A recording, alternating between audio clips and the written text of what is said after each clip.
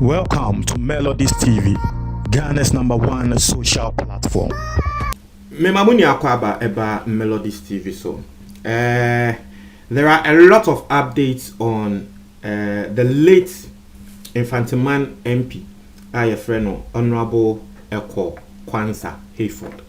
Na ensem bebre na aba, ensem na aba no, mesre mempese yebe ni bebre nti no, maboni ni na atofa ena mede ebremo. Now, Tintin in theater. Okay, so let me just say the brief. You know, yeah, the 6 suspects. Sisiano first supposed if watching grow 4 say 5. Omo beche bako kan ho. Na bako na womo ache aka no first I think it was 4. Ono beche bako kan ho. Yeah, the bako kan so omo yeah 6. 6 suspects. Ena yachi omo for the murder of a year papi. Na enkrofo 6 yi yeah the omo akwa jina court. Na womo call court no ensem a course so reporter a state prosecutor no woko redi e wo court no me redi bi atremo na ya hwede eko so far that's the news. And then we are hearing the esiye embra papa no and Roberts no ekobo nitio na so mobile kaya me kan sem bi so e wa ha se because ye say ye kochi nkro ye kochi nipa bi a nipa no wokra papa ne phone e ma me ma mo example. Say especially in Kumasi bibisa no ebia na wobi wonim ho hwe be san say wakwa akoto phone nti ye tracy phone na ba bedu ne ho. We have a similar story of that particular thing, and so that person is also part of the suspect. Ono so asema say wodi atudwa no ye beka akere mo suspect ne so ye bebobo wo mu nina din akere mo na mu nina mu hu de eko. But answer ne ye bekoso no, let's go and read the brief fact Chief Inspector Seth Frimpong, our state prosecutor no were present here our court. Now, brief fact was say among those who were shot happened to be the late MP who was identified. Not just say asema what the court na ekwaka say enye MP ne pe na ye shoot too no. And then this will also give a headway. O say me mamoti ase na nkrofo kan and the idea no politics. As we are speaking right now, the police are charging these suspects with robbery. So officially we can say police for investigation LED say asem no a robbery.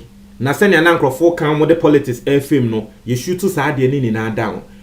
Embra, the cousin of the president, I friend Gabriel Tredako, eba bonten beka say enye bibia na de bia politics on this particular matter no. And I mean who said Dabi. Say Gabriel Tredako ka bibisa na say ebia he knows some factor we are not yet to know. So right now officially the police is saying say a robbery. It is a robbery incident. Inti no asema womo de court womo e de court enim eno no. Na me pese me bo judge no wo yoba me pese me bo ni din etre mo ye frɛ no Her Honor Evelyn Asamoah circuit court Accra circuit court Her Honor Evelyn Asamoah judge ni din no. Now into no police no say police saw a number of vehicles parked on the road with some victims who have sustained various degrees of gunshots. Okay, let's I just want you to understand the whole information and the whole statement of police for at the court because police for fan say womo kopie asem no so nti court womo no be kan asem na tre judge say judge say ni see. So police speaking from their point of view almost say womo wo ho na womo nya information quickly womo mobilize womo crop for police for na womo proceed here to the crime scene. Na womo do hwa na ye tro mo say am robbers sisia no womo free her. Into police force womo ko do ho no what they saw were a number of vehicles na ya park e wo kwan ne ho and a lot of victims womo sustained various degrees of gunshot wounds. Not just say ya bon krofu tuo ya bon krofu bebretuo womo prepra e wo scene ne so.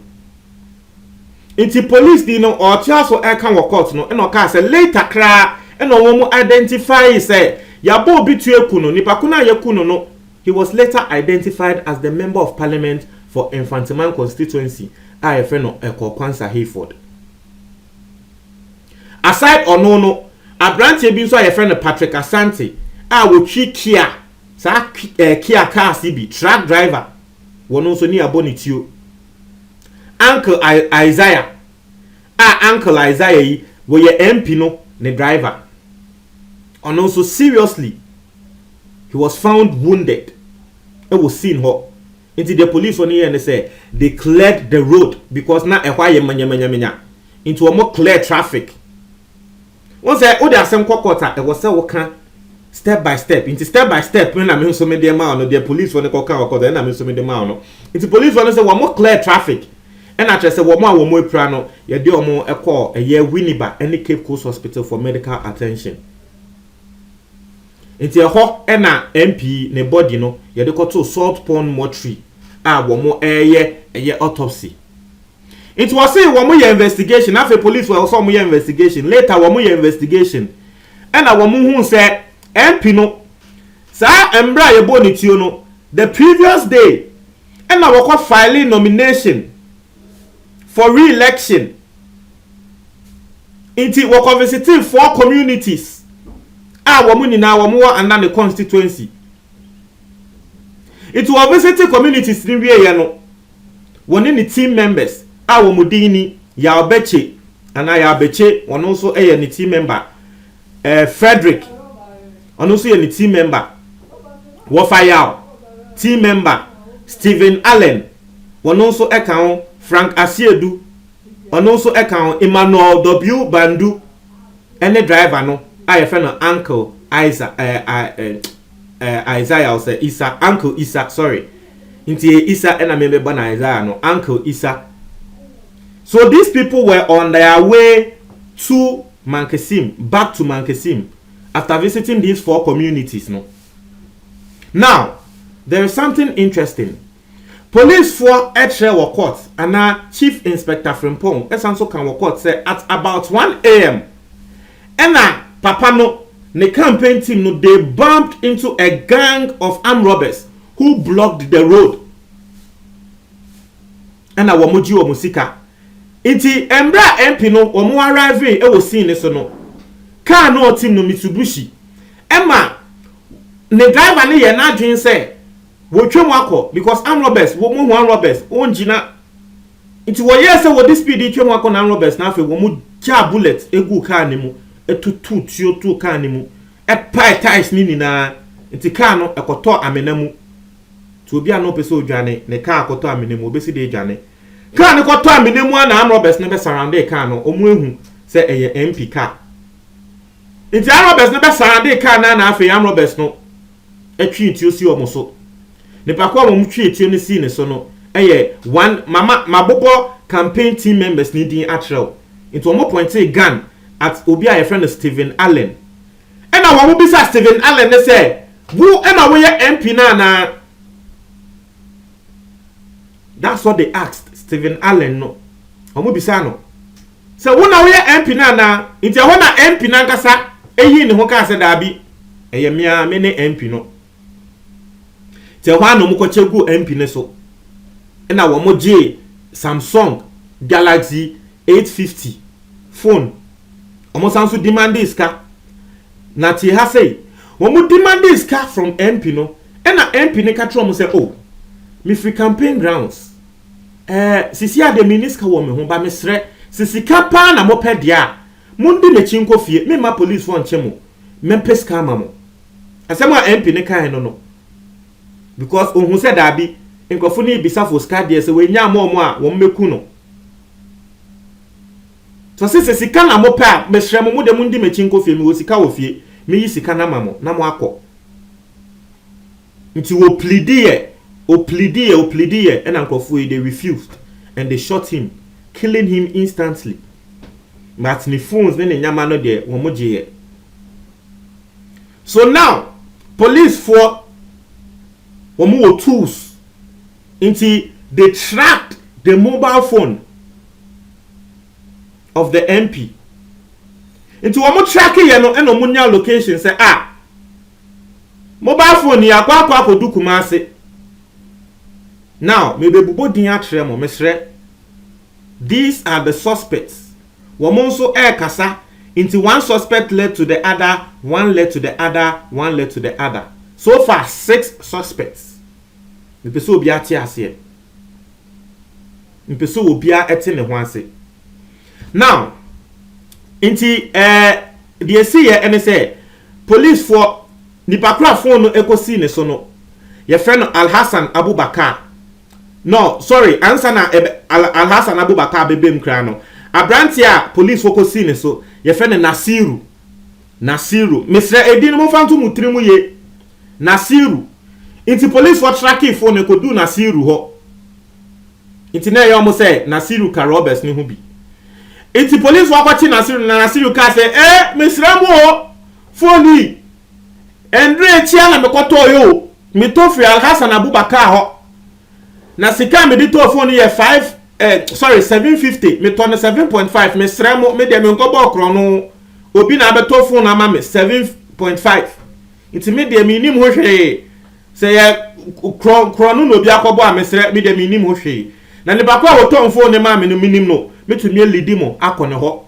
to show you say me nim ho hwe inti Nasiru lead police for Eko Alhassan Abubakar ho because Alhassan Abubakar ne ton phone no ema Nasiru 750 yekodu Alhassan Abubakar ho so na Alhassan Abubakar so wo si ye Alhassan Abubakar no wo Akweti Kumase Akweti line ehwo na Alhassan Abubakar so wo yekwa arrest Alhassan Abubakar no si ye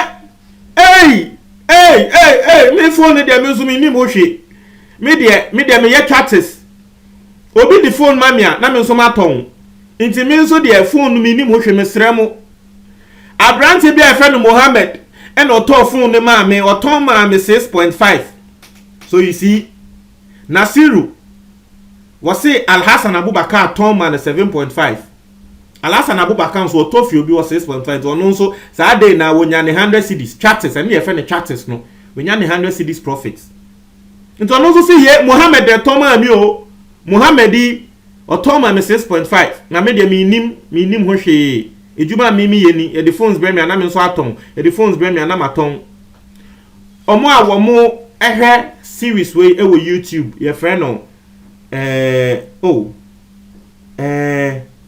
Ashtown series bi na ya papa Kumase mo ene just lord no omo no mo yes a series no ate the plug omo yes a series no e wo YouTube mo amota ehwe sa series no the ye can see no mo beti ase because that series is based on that particular thing ebia obi be kwa korea phone no de abre obi ono de won hwe ho say ye korea ye ono nso be ye chatters na waton ama obi inti no eno na airplay e wa ha sisia no